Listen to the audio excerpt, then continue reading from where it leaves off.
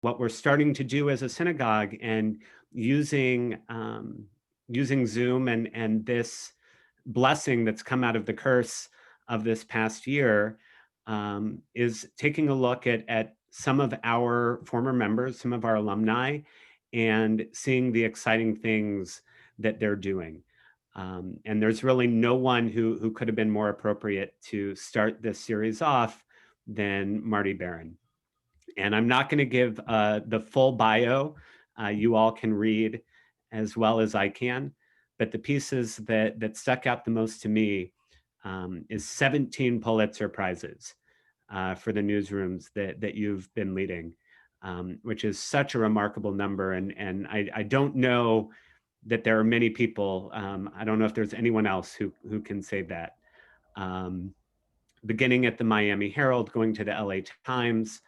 Um, Many of us who didn't grow up in the congregation first learned about Marty through the movie Spotlight and the investigative reporting that was done about the scandal in the Catholic Church, and now taking on one of the most acclaimed papers in the country, in the world, the Washington Post. So, Marty, we are extremely proud of you. I think I can say that even though I'm relatively new. And we are very, very excited to learn from you this evening. Quickly, there are a lot of us on today, and we're going to have a lot of time for question and answer. But in order to have a little bit of order, what I'm going to ask is that people send questions to me. You can send them as private chat. You can put them in the regular chat as well. That doesn't hurt. It's okay for everyone to see. And we might have a chance for people to jump in with questions later on too, but we're going to try to keep things as orderly as we can. So Marty, I'll turn things over to you. Great. Thank you, Rabbi. I appreciate it. And thank you for having me. It's a pleasure to be back at Schaarai Zedek, even if it has to be virtually. And it's great to see so many old friends on the Zoom. It's a great opportunity to catch up. I'm going to make some brief formal remarks because I was kind of asked to say something at the beginning. So I'll do that.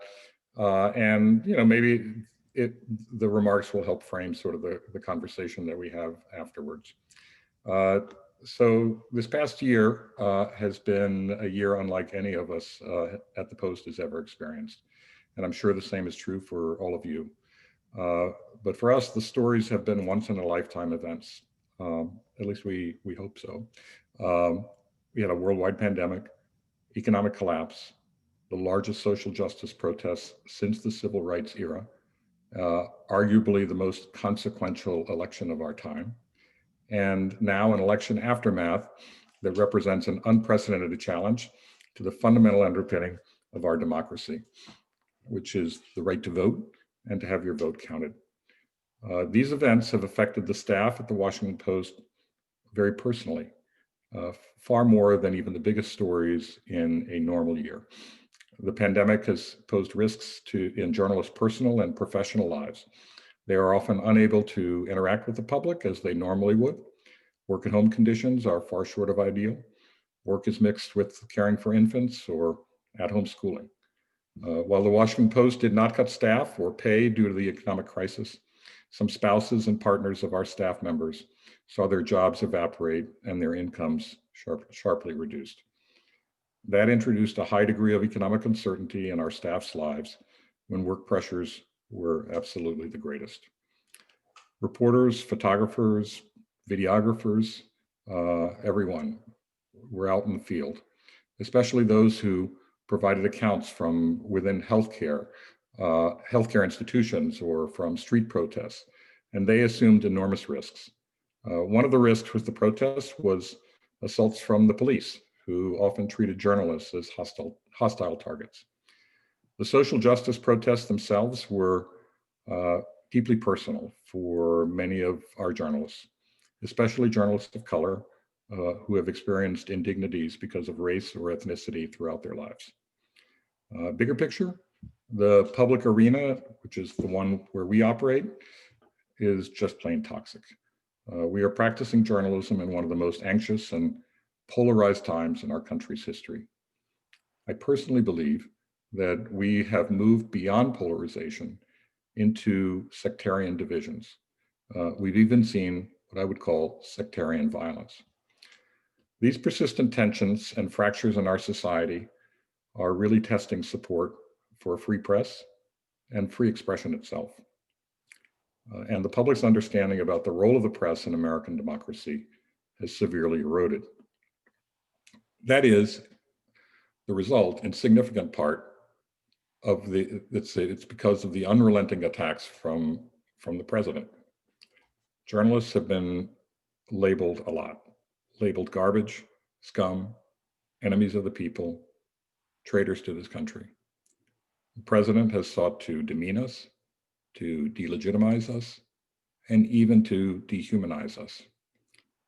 And beyond that, he has sought to disqualify independent arbiters of fact. And I'm not only talking about arbiters such as journalists, by the way, but judges, historians, doctors, and scientists too.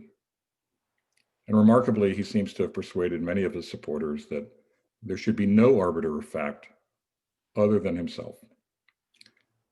So today we can't agree on the most basic facts. In truth, we can't even agree on what constitutes a fact. Traditionally, we've relied on certain things to determine what is factual.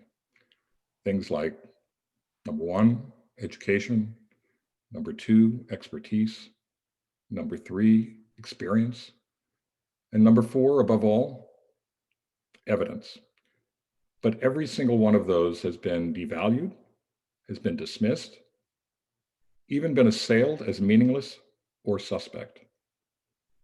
And so today, the government's leading scientists find their motives questioned, their qualifications mocked, despite a lifetime of dedication and achievement that has made all of us in this country safer.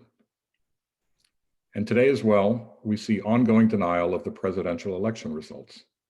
Notwithstanding vote certifications, vote recounts, court rulings, and assurances about the election's fundamental integrity from secretaries of state, state attorneys general, governors, federal election specialists, and the US Attorney General. Among them are Republicans and Democrats.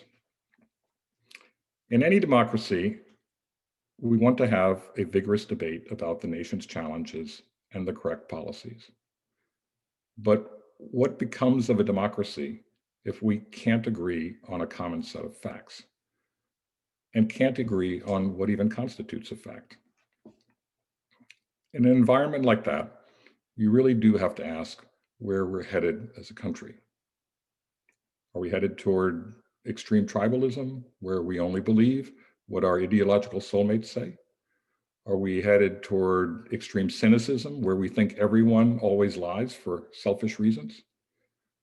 Or do people just end up concluding that no one can ever really know what is true or false, so no use trying to find out? I should note that the attacks on the mainstream press come not only from the right, they come from the left too, and they can be at least as harsh. We are dismissed as captives of corporate America and hostages to establishment thinking. The Washington Post, owned by the world's richest man with interests in technology, e-commerce, space, cloud computing, and the like, is a particular target for attacks of that sort. So this is a stressful time for those of us who work in media. One reaction to conflict can be avoidance. Go quiet, become timid, let fear of confrontation and vilification take possession of us. More than anyone, however, we in the press have an obligation to exercise our right to free expression. We can never go quiet. Rights are rendered meaningless unless they are exercised. And now is surely a moment for renewed determination on our part. I've said on a few occasions that to be a good journalist, you need both a soul and a spine. A soul, meaning you understand journalism's fundamental mission to pursue the truth, not just understand it, but also feel a deep commitment to it. And a spine, meaning you have the will to withstand the most vicious attacks. Because the objective of our profession is not to be popular. The objective of our profession is to get the truth and to tell it. That's what we believe at the Washington Post. Our principles appear on a wall at the entrance to our newsroom, and they were crafted in 1935. And they begin as follows. The first mission of a newspaper is to tell the truth as nearly as the truth may be ascertained. That recognizes that getting at the truth is a process. It's not easy. The truth can be elusive, and it involves more than facts. Also required are context, emphasis, perspective. But the Post principles also recognize that there is such a thing as truth. It is not so elusive that it is unknowable. And I think there are some things you can say about the truth. It has absolutely nothing to do with who or what is most popular. It has absolutely nothing to do with your opinion or your political affiliation. It doesn't depend on who speaks the loudest, doesn't depend on who has the most power, and it doesn't depend on who stands to gain. On perhaps the biggest stories of my career, the news organizations I have led faced suspicion and criticism and condemnation. Still, we went ahead, doing our reporting and publishing what we learned.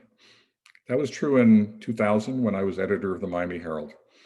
And using the state's public record laws, we conducted a recount of Florida's presidential election results after the Supreme Court would not allow one in the contested race between Bush and Gore. Our motives were questioned by Republicans who thought we were seeking to delegitimize the Bush presidency. As it turned out, we determined that Bush almost certainly won the vote in Florida.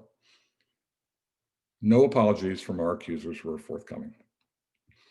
In 2002, when I was editor of the Boston Globe, we exposed a decades-long cover-up of the Catholic Church of sexual abuse by clergy. A Harvard law professor, who would later become ambassador to the Vatican, declared that awarding the Pulitzer Prize to the Boston Globe for its coverage would be, as she put it, like giving the Nobel Peace Prize to Osama bin Laden. Well, we were later awarded the Pulitzer for public service, and more important, in my opinion, the public won something. It won the truth. Abuse survivors were given a hearing they had long been denied, and one of the world's most powerful institutions was held accountable, finally held accountable. For 4 years now, we've been reporting on the current administration. We believe that it is our job to hold government accountable. We don't just believe it, we know it. That is the very reason we have a First Amendment in this country. James Madison, who was the primary author of the First Amendment, championed what he called the right of freely examining public characters and measures. Our work in recent years has brought us savage vilification, day after day, and ominous threats that have required us to invest heavily in enhanced security for staff. Some months ago, the president described police violence against a reporter as a, quote, beautiful sight. No one likes to be attacked by the most powerful person on earth, and we shouldn't have to hear the President of the United States shamelessly inciting violence against us. But none of us in journalism should be intimidated by it either. And in my view, none of us should be deterred, because we're doing the work that journalists are meant to do. So we're going to keep at it. And with that, I want to say thank you, and I'm happy to take your questions. Thank you. So, I'm gonna start, and again, people can send questions to me, or if you have a question you want to ask, send me a chat, and I can call on people. You know, I'm just gonna. It's definitely, you know, a difficult time, and I think you know, you've helped us to understand what it is to be in the press right now. Do you have any source of optimism and hope and things that you're looking forward to in the future? um, what gets you up each morning? What gets me up each morning is to do the mission that I just described, which is that I think that we have our job is to be independent, to get at the facts, to get at the truth as best we can discover it. I think there's an important role for that, particularly in an increasingly polarized, or as I described it, a society that has sectarian divisions, where people think the truth is what confirms their pre-existing point of view, or that assists and buttresses their political party or their political alliances or whatever it might be. So I get excited about that. And, in terms of optimism, sure. I mean, I think that the fact is that our reporting is being validated. I think it'll be validated over a long period of time. Sometimes it takes time. That's what happened with Watergate. The press came under some huge attack for Watergate, particularly the Washington Post, as a matter of fact. But it turned out that, and people described it as a partisan exercise, what the Post was doing in investigating Richard Nixon at the time. But it turned out that the reporting was validated, and then confidence in the press rose after that. And I feel absolutely certain that the reporting will be validated over a long period of time once we get past, when we move beyond the current conflicts. And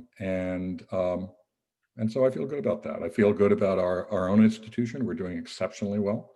Our digital subscriptions are through the roof. We are profitable. We'll be profitable again this year, I feel sure. We've been profitable for years now. That's a giant turnaround for us. We have gone from I came to the Post in 2013. It had about 580 people in the staff and was shrinking at the time. We're now over 900 people in our newsroom, and we're growing, and we'll almost certainly add staff in the coming year. Great. I'm going to go to Mike Deason in a minute, one of our other great reporters in the congregation. But you mentioned the online subscriptions, and we did open up to questions ahead of time, and I got a lot of questions about the future of print media, and interest in, what do you think is the future of hard copy print media? I know the Tampa Bay Times is down to only printing 2 days a week. And also, there are the big papers, but how do you feel about the future of some of the smaller newspapers and the local newspapers as well? Right. Okay. So on the issue there's the issue of digital versus print and the issue of local versus national. So on digital versus print, look, we live in a digital world. Here we are on Zoom. All right. This technology didn't exist a few years ago. We wouldn't have been able to do this. We would not have been able to do our work in a pandemic just a few years ago, because this technology didn't work nearly as well as it does today. Most people get their information off of digital devices, particularly a cell phone, and so print is declining. That just does not. It's going to decline. I think it'll disappear at some point. I don't know when that will be. We're happy to have very loyal print subscribers. They pay good money for their subscriptions, but it's not the future. And you can see that in what's happening with the Tampa Bay Times. You can see that in what's happening with print generally. The print circulation for the Washington Post continues to decline, and the print circulation for the New York Times has continued to decline as well. And so, so there's not a huge future for print. So the world, we're in a digital world. We'll be even more digital in the future. And our owner has said that people will look at a print newspaper and they'll say, oh, in the future, and they'll say, oh, what is that? That's interesting. It'll be like a luxury item. In terms of local versus national, it's clear that the national media organizations are doing the best.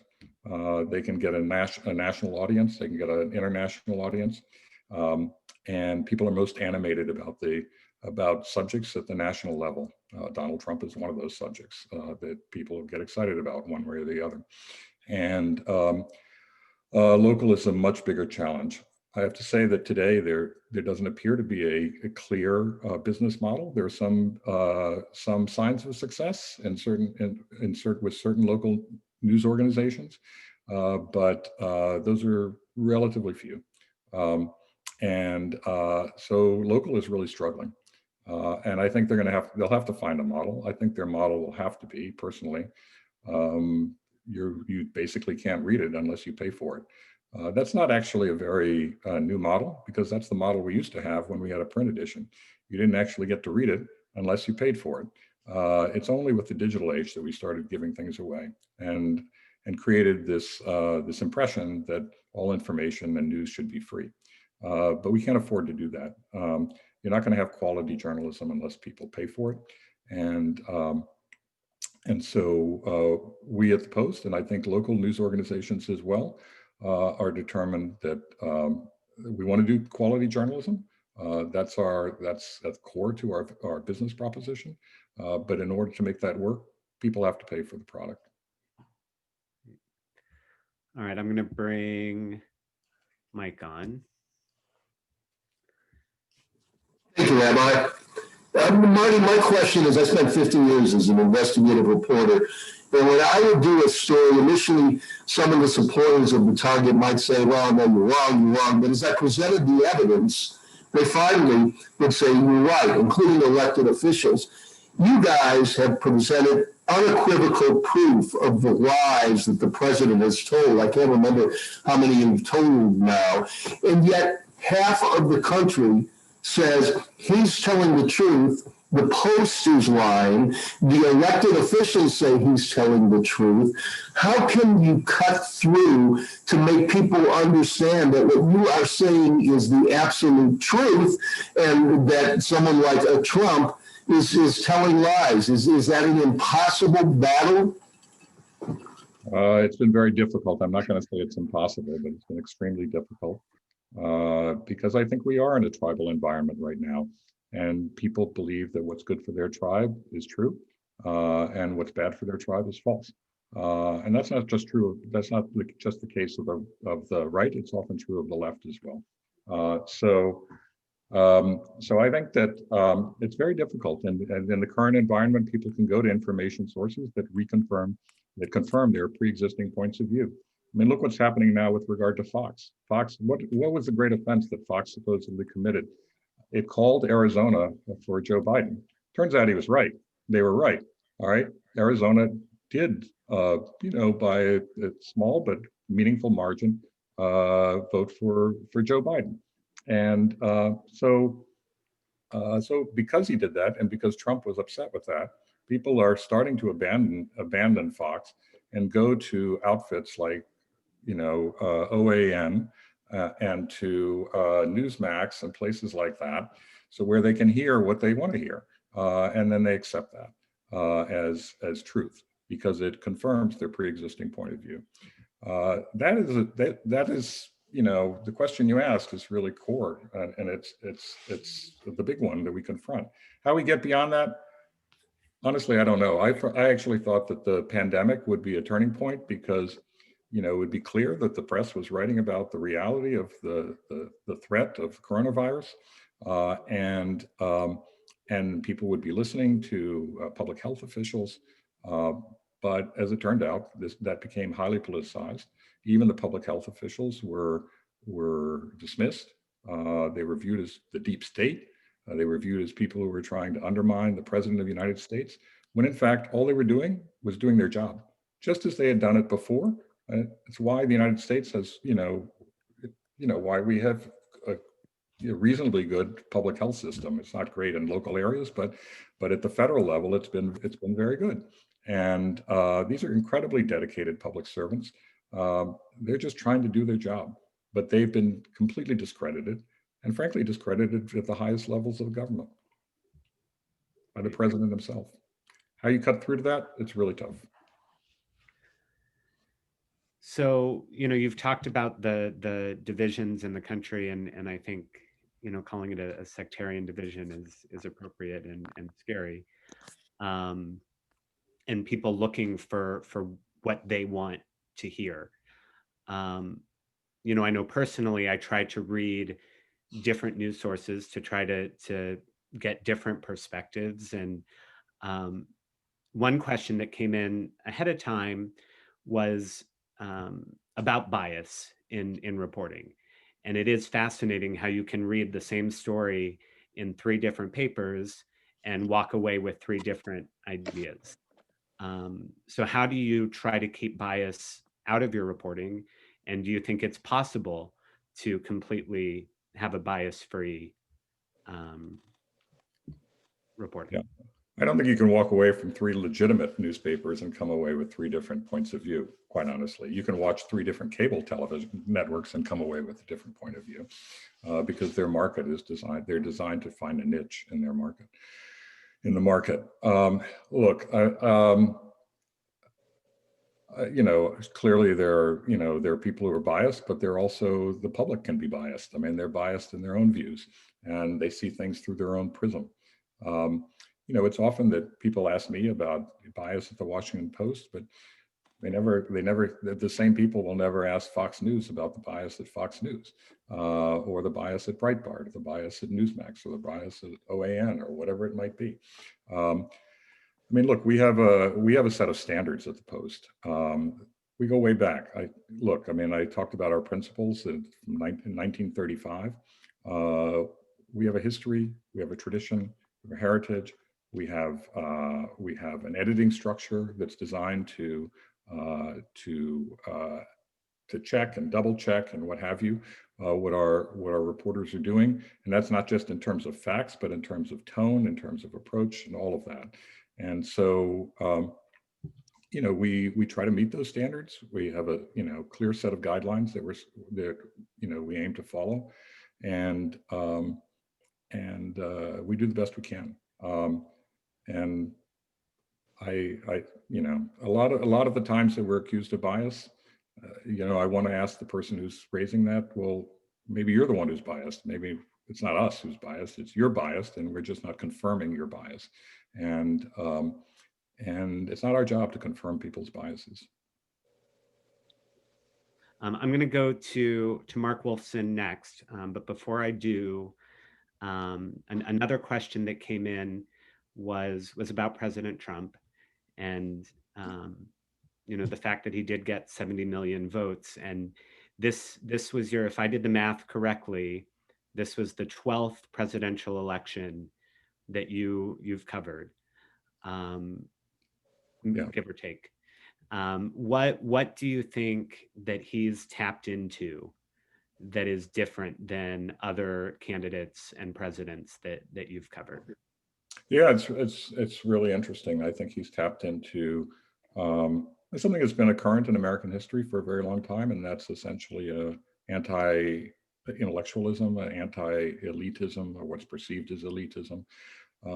There's a large portion of the country, obviously, who feels that they're not being well served by the folks in Washington. And that includes the media in Washington. That includes, people they deem to be the elites, elites in the education system, elites in the healthcare system, elites in the business world, what have you. They feel that they've been ignored. They feel they're not understood. They feel that they've gotten the short end of the stick. They feel that their voice is not heard. They feel that they're being denigrated, and they're resentful. And so, those are the elements of populism, and he's been able to tap into that. And it's an extraordinary thing because he's one of the most privileged people in the country. He inherited an enormous amount of wealth, and yet he's been able to tap into that. And people are, and many of the people who support Donald Trump are voting for him with enormous enthusiasm because they want to stick it to the people. They want to stick it to the so-called elites. They want to stick it to people like us, like the people at the Washington Post, or they want to stick it to CNN, or they want to stick it to, the diplomats who've been around in Washington, the people who are at the institutes in Washington, or all the people, pretty much anybody they feel has just not listened to them and not served them well. And I understand that's a huge amount of anger, and it comes out of a real place, and that is that for many of them, they are hurting. They're hurting because of what's happened economically, but there are other reasons. They worry about immigration. They harbor resentments against people they feel are maybe taking their jobs. And there are other components there too. Not for all of them, but for some of them, there's certain race components as well. And it varies. It varies very much depending on the person. And I know people I certainly know people who support Donald Trump and plenty. And there's just a strong sense of grievance. So he's tapped into that. Rabbi? So, Rabbi, can I go ahead? Yes, go ahead, Mark. Hey, Marty, this is Mark Wolfson. I don't think I've spoken to you since we played tennis together on the courts of Davis Island when we were both teenagers. Right. Well, you probably beat me, I'm pretty sure. So how's your tennis game? So very bad. I haven't played in a very long time. Thank you for being here, being with us this evening. So, I'm interested if you have a view on, for example, in the Georgia Senate race where, there's an attack, by President Trump and his minions on the Georgia Republican establishment, and actually just in effect, almost to perhaps suppress the vote. And other than just pure ego and to keep the theme alive, he would sacrifice potentially those races for his kind of theme. And I don't know if you have a view on that strategy or what's going on there, if there is a strategy. It's hard to tell what's happening there. I mean, that is one of the big questions in Georgia right now is, how is the president's posture on this past presidential election going to affect the turnout among Republicans? He's attacked the Republican establishment in Georgia. His partisans have been critical of the two incumbent senators who are running for re-election, who will be in the runoff, that they haven't been harsh enough on the governor, they haven't been harsh enough on the Secretary of State. And then there are people like this attorney, Lynn Wood, and the attorney, Sidney Powell, who have sort of argued that it's not worth showing up to vote because they're going to be using the same voting machines that they claim were somehow manipulated in favor of Joe Biden. And they've actually said that people should stay home. So on the one hand, they're saying the whole thing was manipulated. On the other hand, they're saying you should still come out to vote because if you vote, it's going to make a difference. So those are inconsistent positions, and it's not clear how that's going to affect the turnout in January. And I heard the president's coming down there maybe to campaign, which again is an inconsistent message, I guess. Well, we'll see what he has to say. I mean, because he does tend to talk more about himself than about the candidates he's campaigning for. So we'll have to see what he has to say once he gets there. Thanks. So, thank you, Rabbi. I'm gonna do one more question pertaining to the president, and then I'm gonna hope that we move in a different direction. But I had a number of questions about what you think is next. Do you think there will be an indictment? Do you think he'll run again in 2024? And if he does, in fact, create his own media outlet, what do you think the effect will be on you and on the rest of news media? Honestly, I don't know what he's going to do. I'm not a pundit. I can't predict. I'm not like those guys on cable television who talks all day and who seems to know everything. So I just don't know. He's raised a lot of money. He's raised $170 million on the grounds that he's raising money for his legal defense. Only a portion of that is going to go to his legal defense, actually quite a small portion of it. The rest goes into a PAC that he can use for essentially whatever purpose he'd like, including political purposes. And so He could start a media company. It's entirely possible. It would be a lot of work. I'm not sure who his lenders would be, given that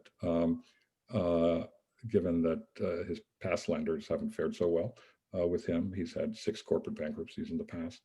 On the other hand, he may well run in 2024. I think that's possible. He'll be old, but no older than Joe Biden. So I don't think anybody really knows what his prospects are. If he starts a media company, it's not going to have any effect on us. It might have an effect on Fox News. He might want to compete with Fox News, and it's quite possible that he would attract an audience. I just don't know. I think it's very hard to make a prediction. It's 4 years can be a long time.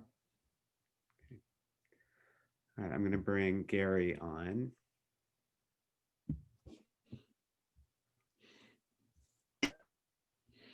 Gary, go ahead.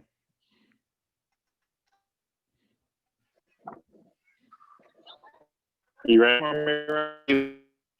Time no see. Thank you for letting me play touch football with you and Al and Sandy when I was younger. For you is if you could tell, have you interviewed any presidents or had some interactions? Either the current president or if you can share some interesting stories that you might have. I've interacted. I interacted with Obama before he became president. When he was I was at the Boston Globe, and he was at there was a New Hampshire primary, and he came into the office for an interview and sort of toured around the newsroom. And then I have had conversations, if you can call it that, with the current president.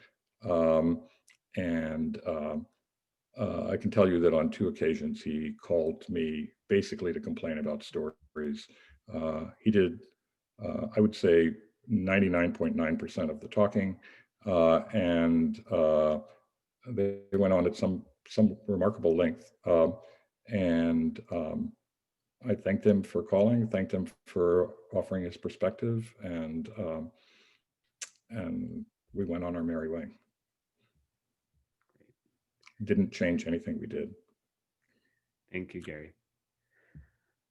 There have been a few questions that have come about sources, and if recent skepticism about the media has changed the way you think about sources, how many sources you need, revealing sources or not, and the choice, and the freedom not to reveal sources when needed. So if you could talk a little bit about about sources and how you make those choices and the challenges that it creates. Right. Well, I gather the question's really about anonymous sources. No one seems to complain about sources who are on the record. So, I mean, the fact is that for the most sensitive stories, we just have to use anonymous sources. We don't like it. We wish people could go on the record, but the reality is that their jobs would be in jeopardy. That's been true of pretty much every administration. It's especially true of the current administration. It's just not possible for people to say what's on their mind or what they know to be true. Certainly early in this administration, and particularly in the first 2 years, there were things that people observed that were deeply concerning to them. The only way that they would talk was anonymously. We do look for multiple sources. Of course, if somebody has direct knowledge and has documentation, documentation plus a source is pretty good. And we often received documentation. I mean, early on in the administration, we actually published the transcripts of the president's conversations with the Australian Prime Minister and who was the other person we talked to? I can't recall, another head of state. And they were pretty shocking, the exchanges that took place. And of course, there was a leak investigation immediately afterward. Nothing's come of it, but I'm sure that there have been any number of leak investigations. And so we have published sources where, on the Michael Flynn story, we were the first to publish about that Michael Flynn had in fact spoken to the Russians prior to Trump taking office, but he had actually denied having ever done so. And Trump actually ended up firing Michael Flynn on the grounds that people forget that he's the one who fired Michael Flynn. He fired Michael Flynn on the grounds that he had lied to the vice president about whether he'd had conversations with the Russians, and he lied to the FBI. And Trump went on to say that even though he fired Michael Flynn, he went on to say that this was a completely made-up story. That we had said we had 9 sources. But we didn't have any sources. We had just made up the sources. And then at the same time, essentially at the same time, he said that he was going to launch a leak investigation. Well, of course, if it was a made up story, you wouldn't launch a leak investigation. The only reason you'd launch a leak investigation is that, in fact, what was published was true. And of course, we did have 9 sources. So, and everything that we reported about Michael Flynn has been borne out. I think it's important to remember that Michael Flynn pleaded guilty to lying, and he's since been pardoned now by the president, but he himself pleaded guilty and about lying to the FBI. So the reality is that we just need them. I mean, we don't like it, but without them, we just wouldn't be able to publish what we feel the public needs and deserves to know. I'm going to bring on Richard Stein, who has a question. By the way, I just want to mention that the administration, for all its complaints about anonymous sourcing, it goes off the record all the time, absolutely all the time. Even to describe their own policies, they're so afraid of being criticized by the president that people in this administration won't actually even describe their policy, unless they're off the record. And that they're not identified, they're not named. So this administration, which is constantly criticizing the use of anonymous sources, is often the anonymous source. And the president himself has been an anonymous source, by the way.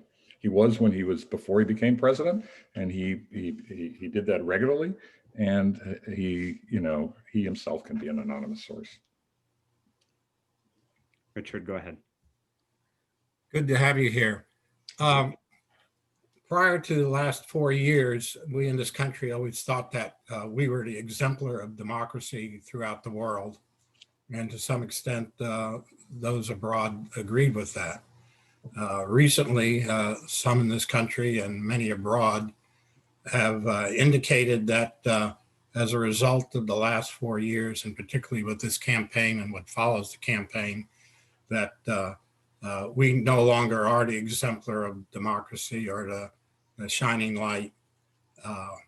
Assuming that we get through the next few weeks and Joe Biden is actually inaugurated as president, do you feel that those recent comments are true, or has this process actually been a test of our democracy that we never had before, and the fact that we came through it and did have a transition to a new government is actually proof that our democracy is stronger than ever? Well, that's a good question. It's hard to predict. And as I said, I'm not a pundit, but I think what has occurred over the last 4 years, and particularly now, as the president is challenging the results of this election, has been shocking to people in other countries. It's shaken their faith in American democracy. It has pushed us off the pedestal as a model, as a democratic model around the world. And I think it is going to be very difficult for us to sort of reassume that position, the position that we had before. I think people, particularly since people see that 70 million people in this country, voted for Trump, and that they were perfectly happy with what he was doing, which, in some ways were, very challenging to the norms and laws of the country.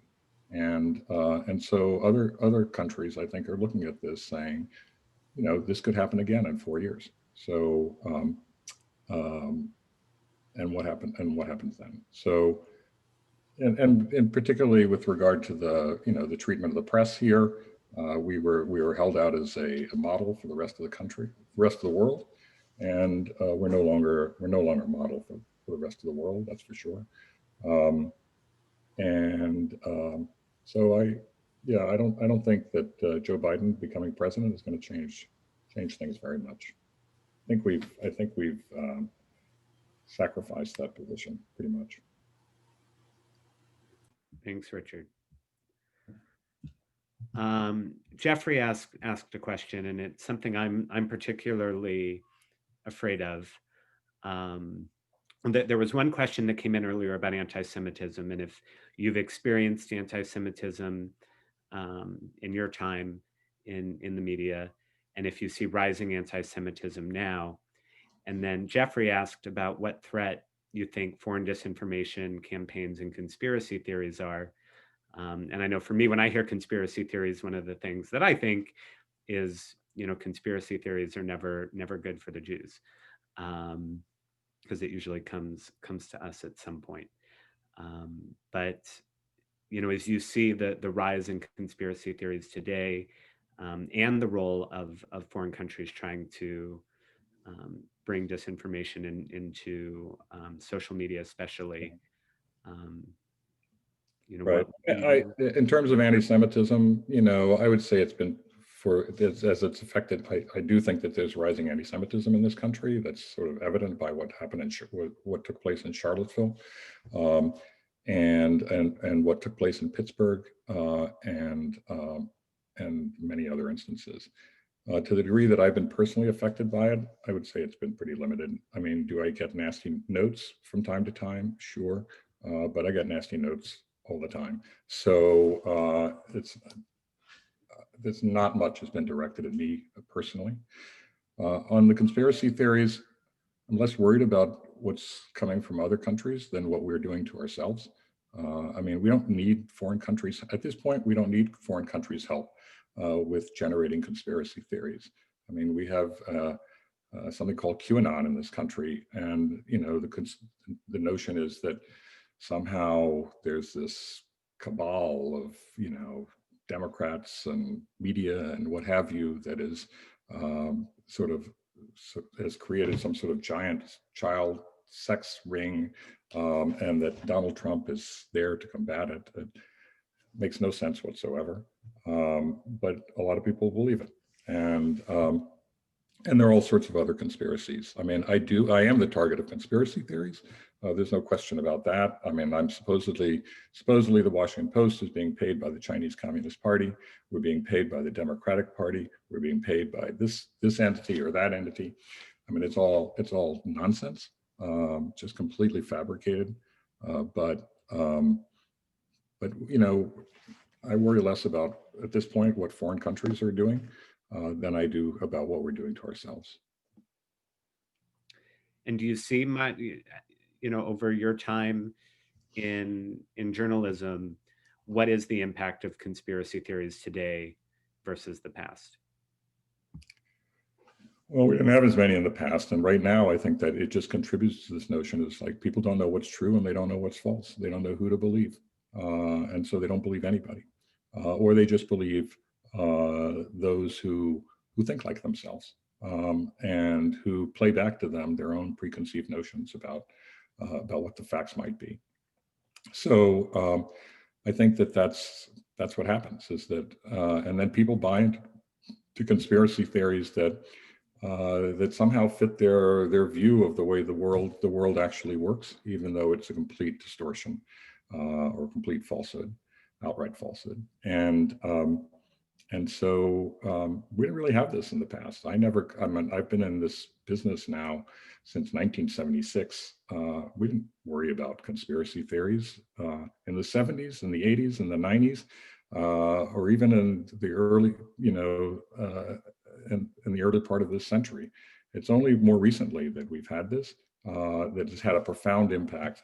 And it's really because of the development of the internet, and that now people can distribute so-called information to the entire world, and it could be a complete falsehood, and yet people will accept it as true. Thank you.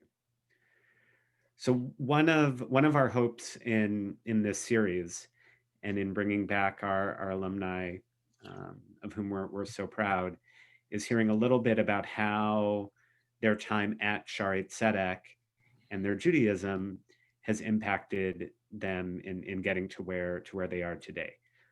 So looking back, no pressure. Tell us a little bit about your time growing up at Schaarai Zedek, and how you think the congregation and your Judaism has brought you to where you are and continues to impact you. Well, I think it comes down to development of values. That's basically it. I mean, I think that being in the synagogue, studying the religion is really a studying of, what do you believe? What do you stand for? What are the core principles of your life? And that has stayed with me. I had Rabbi Sondheim as my rabbi, and Adrian as my teacher, and other great teachers, and Rabbi Salanka, and that is basically, what do we stand for as a people? What do you stand for as an individual? And that's what, to me, that's what sticks with you throughout your life. And I would say that's what had a profound impact on me. Okay. And what about when you were investigating the church, did your religion play on you at all? What was that experience, and did your Judaism, was that a part of it at all? In a limited fashion. There were two moments that came up that were interesting. One was from someone who was Jewish. I happened to go to the Israeli consulate in Boston had a celebration for Israeli Independence Day. I knew the consul. He invited me. I went over, and we were in the middle of that investigation, and somebody who was there, who was Jewish, came up to me and expressed concern about doing this, and that I was Jewish, and that somehow this would reflect on the Jewish community in Boston. And he was expressing, I think, fear that this would create tension between Jews and Catholics in Boston. It's not something that's going to enter into my consideration, my decision about what to pursue or what not to pursue, but that was interesting. And the other moment was when somebody was fairly prominent in the city. We had done something. We did play a picture too big inside the paper. He was outraged about it, or something, and maybe something else.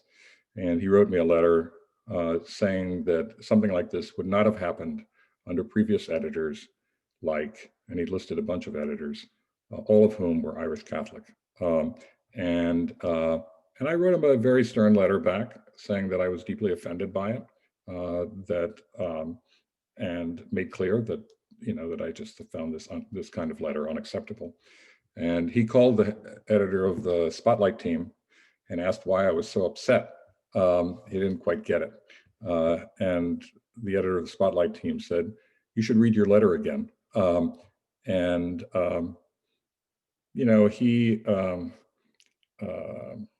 He later apologized. We got together. We had a decent relationship, but it was an interesting moment. But for the most part, it wasn't a factor for me.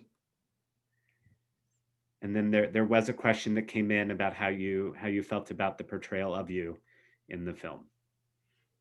Look, I can't complain. I mean, I always tell people that, look, Liev Schreiber is 4 inches taller, much better looking, and a lot more fit. And if people think of him when they hear my name, I'm just fine with that. But it was a good portrayal. I think it was an accurate portrayal of that particular moment in my life. And my best friends say that he didn't capture my sense of humor. First of all, I'm very glad that they think I have a sense of humor, which is great. But I didn't express that sense of humor at that particular time in my life. I went to Boston. I was essentially totally new to Boston. I'd hardly spent any time there before. I didn't know anybody at the paper. I hardly knew anybody in town, just one couple, a guy I'd worked with before and his wife. And then we launched that investigation. We actually did launch it on the very first day. I launched it on the first day of work there at my first meeting. And I knew what that entailed. I mean, the church at the time was the most powerful institution in all of New England. It is not today, but it was then. And I knew what that would involve. And we had ultimately decided to go to court against the church as well. And then 6 weeks after I arrived in Boston, we had the attacks of 9/11. Two of those planes came out of Boston. A lot of Bostonians a lot of people from the Boston area who were killed. And right after that, we had the anthrax scare, and we had to have all our mail checked. So it was a pretty serious time in a place where I hardly knew anybody. So I don't think I was a barrel of laughs at the time. And we were dealing with a very serious subject. So I thought the portrayal was quite good. Thank you. And can you tell us some of the positive things that came out of that story and the way in which, people who had felt, repressed and that they couldn't share things were empowered and given freedom? Yeah, I think there were a lot of things that came out of the investigation and came out of the movie. I mean, the investigation is the first time people who had been abused felt that they had really been hurt. It's the first time they felt that someone had really kind of cracked the code at the church. Someone had really been able to document the cover-up that had taken place. We weren't the first ones to write about sexual abuse by clergy in the Catholic Church, but we were the first ones really to document the cover-up that had taken place over at least 4 decades. And we were able to do that with internal church documents that we went to court to obtain.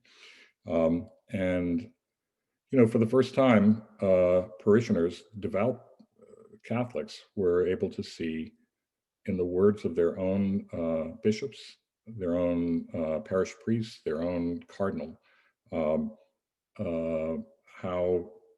they had treated the most faithful in the church, and that they knew of abuse by priests, and yet they continually reassigned those priests elsewhere where they abused again and again and again. And so it was a shock to parishioners, and it was a relief, I guess, for survivors who felt for the first time they were believed, that they weren't being marginalized, they weren't being ignored, they were finally empowered. And that was really amazing. I mean, amazing. It was great. The movie itself, I think did quite a few things. One is that it showed people the importance of investigative reporting. It showed people how hard it is to do. It showed people what it takes to do it right. It showed people the importance of listening to people, to individuals who do not have power, because they can have very powerful things to say. And it also helped along the lines of investigative reporting. It sent a message to publishers and owners of newspapers that they needed to invest in investigative reporting. To that point, investigative reporting was being cut because it didn't seem to pay for itself. It's very expensive, takes a long time. Doesn't necessarily generate lots of revenue in terms of page views and things like that. But it actually had a profound impact on the profession in encouraging publishers and owners and editors to rededicate themselves to investigative reporting, to the point where now investigative reporting is very much at the core of what news organizations are doing, and their value proposition from the standpoint of readers. It's one of the things that readers want from us. I saw Mike smiling. But also we were talking about local media earlier, and I think that's something we've seen with the Tampa Bay Times, and I think that is an attribute to you and your work, and we thank you for that. I think we're going to end with a couple lighter questions. One, we had a few folks who wanted to hear what Jeff Bezos is like to work for. How much room does he give you, and how involved is he? And most importantly, does everyone in the newsroom get free Amazon Prime? Nobody in the newsroom gets free Amazon Prime. We're first of all, we're not owned by Amazon. We're owned by Jeff Bezos personally. So we operate with complete independence from Amazon, and we get nothing free from them. I'm an Amazon Prime member, but I am like millions and millions of other people. So I pay the same. He's been a great owner for the Post. He really has. He came in, he immediately told us we needed to change our strategy. It's the most important decision that was made. It saved us, frankly. We had previously been focused on our local region, and he told us we needed to be national, that we needed to, and we needed to do it quickly, and we needed to do it digitally. That the model for local journalism was just plain broken. It wasn't clear what it was at this stage, but that we had the opportunity to be national and even international for several reasons. One, we were in the nation's capital. No better place to be a national publication. Two, we had the name, the Washington Post. That's the kind of name that can be leveraged to at national scale, unlike the Tampa Bay Times or the Miami Herald or the Boston Globe or the Los Angeles Times or what have you. When you say Washington, that says national. And third, we had this a tradition and a history, a heritage, going all the way back to Watergate, that established our identity, and that identity was to shed light in dark corners, to bring accountability to government, bring accountability to powerful institutions and individuals. And we didn't need to, the implication being we didn't need to run off to a retreat to try to ponder who we were. We knew who we were. We knew what our heritage was. So that was tremendous. And frankly, that saved us. If we had stayed a local paper, we would be in the same kind of trouble that the Tampa Bay Times is.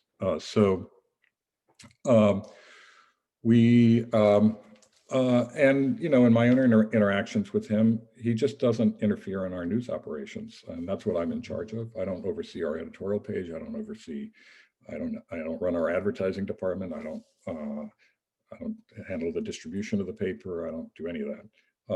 I'm in charge of our news and features coverage, and he does not get involved. He just doesn't. He hasn't criticized us. He hasn't critiqued us. He hasn't suggested a story. He hasn't suppressed a story.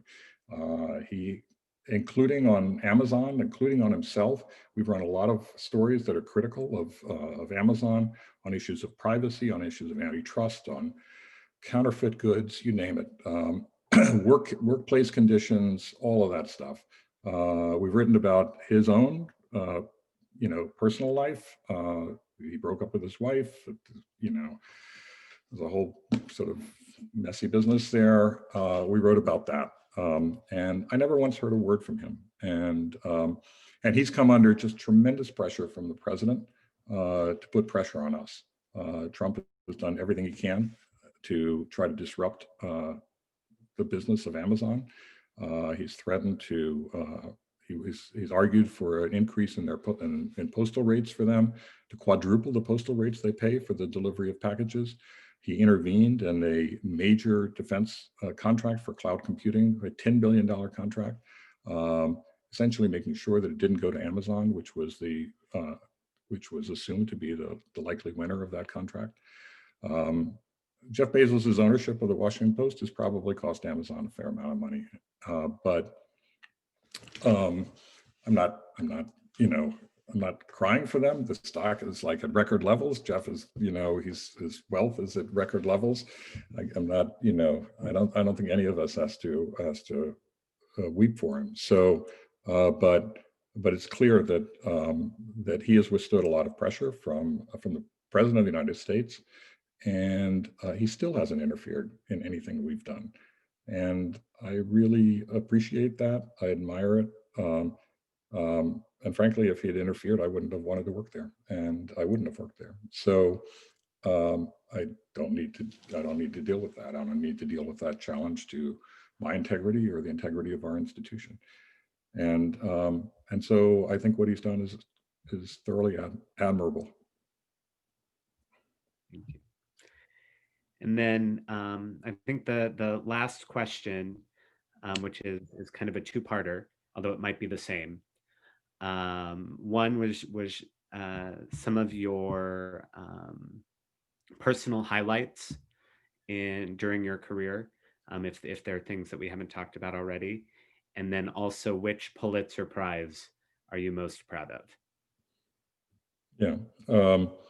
Well, the personal highlights we touched on a bit. I mean, the Elian Gonzalez, the coverage of the Elian Gonzalez case in Miami, hugely difficult story, lots of tension in the community over that, big differences between the Cuban American community and so-called Anglo community. The recount that we did a recount in the state of Florida after the U.S. Supreme Court denied a recount to Al Gore. Florida's public records laws are quite expansive even today because of what Reuben Askew did ages ago in the Sunshine Law. So every ballot was considered to be a public document that we could take a look at. And so we went to all 67 counties and looked at every ballot and counted them up. And we did that with a major accounting firm as well. And we published our results. And they showed that Bush almost certainly won that state, contrary to what Democrats continue to say today. And then, of course, being in Boston with the Catholic Church, that's the Pulitzer that I would say I most value because it's a story that had a profound impact on ordinary people. It really mattered to them. It's not just a matter of an institution or a public official or anything like that, but it's had a profound and enduring impact on ordinary people who weren't really listened to before. And it continues to reverberate in the church even today, and probably will for quite some time because the church still has a lot of work to do. And then I would say in Washington, I mean, almost shortly after I got there, we were presented with, I confronted a very controversial story. We had the opportunity to obtain the documents that were leaked by Edward Snowden. I had to make a decision as to whether we would take them, whether we would publish them. It was a huge national security issue, showed a level of surveillance by the US government beyond anything anybody ever imagined, without any public debate, a level of intrusion into people's privacy that on the grounds of national security, but at the expense of people's individual privacy. And I decided to go ahead, and we and the Guardian won a Pulitzer for that work. But there were people who argued that people like me should have been put in prison for that. And so, but I'm proud of that work as well. And then the coverage of this administration, actually not just the administration, but going back into the presidential race leading up to 2016, so the 2 years leading up to that, and our coverage of this administration as well. I think we've done our job. We've done it under tremendous pressure. We've done it under relentless attack from the president and his supporters and his allies, his media allies. And yet we've just done our job. The day after the president took office, the day after his inauguration, he went to the CIA. And at the CIA, on what was kind of hallowed ground, basically talked about the election. And then he said that as many of you know, I'm at war with the press, at war with the media. And I later said that we're not at probably the most enduring words I've ever said. I said, we're not at war, we're at work. We're just doing our jobs. These are the jobs that we were meant to do. We're holding our government accountable. And that's been our guiding principle for the last 4 years, is that regardless of the attacks, regardless of the vilification, regardless of the threats, we're just going to keep at it. We're going to abide by the principles that are on the wall in our newsroom, and we're going to work hard to determine the truth, and we're going to publish it. And so I'm proud of that as well. Well, Marty, we cannot thank you enough for taking this time to be with us. The one thing that I didn't share in the introduction that I meant to was when I first met you was at Dr. Phil Adler's funeral. And Rabbi Bernholtz is on, and I'll tell you, following Rabbi Bernholtz with eulogies is extremely difficult. And I never thought it could be any harder than that. But delivering a eulogy after you was one of the most difficult things I've ever done. But you bring so much care to everything that you do. And as a subscriber of the paper, I'm grateful for your work. And you always have a home at Schaarai Zedek. Well, thank you very much, and thanks for being a subscriber. And if there are any of you out there who aren't subscribers, please become one. So, just a couple things before we say goodbye. I do want to make sure Janet Eckelman is on tonight, and Janet is our next featured alumna. Now I'm really embarrassed with Marty next to me. But Janet is one of the most premier artists in the country right now. Her work, as you know, just went up at the St. Pete Pier, and Janet will be speaking on January 6th. And I've just been speaking with Rick Heller, who also grew up in the congregation, who is the president and creator of Wello, which is a temperature scanning device that's placed in public places to take people's temperature as they're coming into places. And he's going to be talking about the future of infectious disease detection in a post-COVID world. And that will be coming hopefully early February. Tomorrow night at services, we are hosting Mary Arian, who is one of the great Jewish voices right now and new musicians, and she'll be our musical guest at services tomorrow night. And I hope everyone will join us. And then for Hanukkah, we have something every single night of Hanukkah, a candle lighting at least. On the Sunday night of Hanukkah, we have Ben Seidman, who is a Las Vegas magician who's going to be doing a Zoom show. There will be special guests. He'll be bringing people on, and that should be a lot of fun. So make sure you go to zedek.org/Hanukkah. I believe you can spell it any way. We're going to have a drive-through that Saturday morning, so just lots going on. And we are just really happy to have our congregants so involved, even in these strange times. Marty, thank you again. And I will look forward to seeing everyone soon. okay, take care. Thanks very much. Bye-bye. Thank you, Mark.